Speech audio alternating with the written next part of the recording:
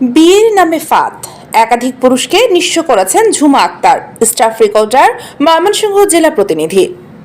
বিয়ের নামে বহু পুরুষকে ফাঁদে ফেলে অর্থ সম্পদ লুট, প্রতারণা, জালিয়াতি ও নিরীহ লোকদের মামলায় ফেলে হয়রানি সহ বিভিন্ন ধরনের অভিযোগ উঠেছে ময়মনসিংহের তারাকান্দা উপজেলা বালিখা ইউনিয়নের রাউতানবাড়ি গ্রামের মৃত মকবুল হোসেনের মেয়ে নাজমুন নাহার ঝুমা আক্তার এ পর্যন্ত 2টি অধিক বিয়ে করেছেন। বিয়ে করে কিছুদিন পর সেই স্বামীকে ছেড়ে দেওয়া এবং তার কাছ থেকে দেনমোহরের টাকা সহ নানা কৌশলে স্বর্ণালংকার ও নগদ অর্থ হাতিয়ে নেওয়ায় তার ব্যবসা। ঝুমা আক্তারের ফাঁদে পড়ে ক্ষতিগ্রস্ত হয়েছেন একাধিক ব্যক্তি। তার মূল টার্গেট সম্পদশালী ব্যবসায়ী, উচ্চপদস্থ চাকরিজীবী ও প্রবাসী পুরুষ। প্রথমে টার্গেট নিশ্চিত করে তিনি ধীরে ধীরে সংশ্লিষ্ট ব্যক্তির সঙ্গে প্রেমের সম্পর্ক, নিজের দেহের সৌন্দর্য ও কথামালার প্যাচে আটকে ফেলেন টার্গেটকৃত পুরুষদের। বিয়ে করে কিছুদিন পর সেই স্বামীকে ছেড়ে দেওয়া এবং তার কাছ থেকে দেনমোহরের টাকা সহ নানা কৌশলে অর্থ, স্বর্ণের অলংকার হাতিয়ে নেওয়ায় তার ব্যবসা। 2017 সালে নাজমুন নাহার ঝুমার প্রথম বিয়ে হয় তারাকান্দা বালিখা ইউনিয়নে ঢাকির কান্দা গ্রামের আবু বকর সিদ্দিক মিয়ার ছেলে মোহাম্মদ সুমন মিয়ার সঙ্গে।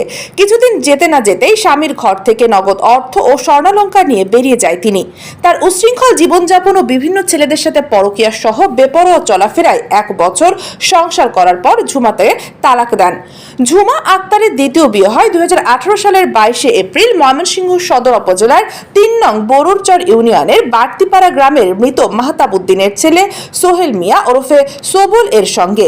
ঝুমা নিজেকে কুমারী দাবি করে সোবলের সঙ্গে 2,80,000 টাকার কাবিন নামায় বিবাহ বন্ধনে আবদ্ধ হন ঝুমা আক্তার।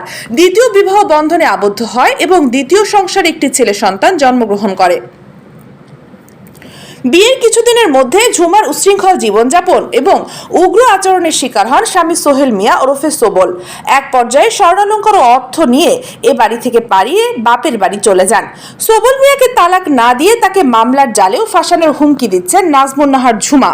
দিনের আলোতে অবিবাহিত পরিচয় দানকারী, রাতের আধারে গরম করা মক্ষী রানী, ডিজিটাল পতিতা কাজে গ্রামের তালাকপ্রাপ্ত মেয়েরা ভুয়া স্বামী বানিয়ে শহরে বাসা ভাড়া নিয়ে অনৈতিক কাজে লিপ্ত হচ্ছে। বিভিন্ন সময় বিভিন্ন নাম ব্যবহার করে বেড়ায়, মাদক ব্যবসা সহ বিভিন্ন অনৈতিক কাজে জড়িয়ে থাকে। স্বামী ত্যাগ করে তালাকপ্রাপ্ত মেয়েরা বিভিন্ন জায়গায় বিভিন্ন স্বামী নিয়ে বাসা ভাড়া করে এইসব অনৈতিক কাজ করে থাকে।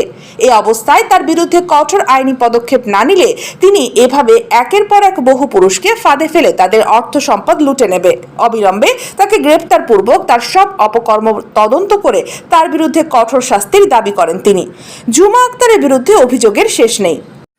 1 বছর সংসার করছে, তারপরে 35,000 টাকা দেয়া সারান দিছি। আর টুকটাক গয়না গাড়ি আছি, যেদিন ইসলাম এদিন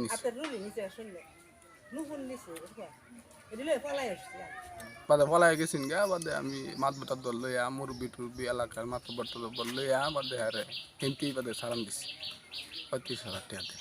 এটা কি বাপের বাড়ি থেকে ছিল গা না না, বঞ্জামাই বাড়িতে গেছিল পলায়া।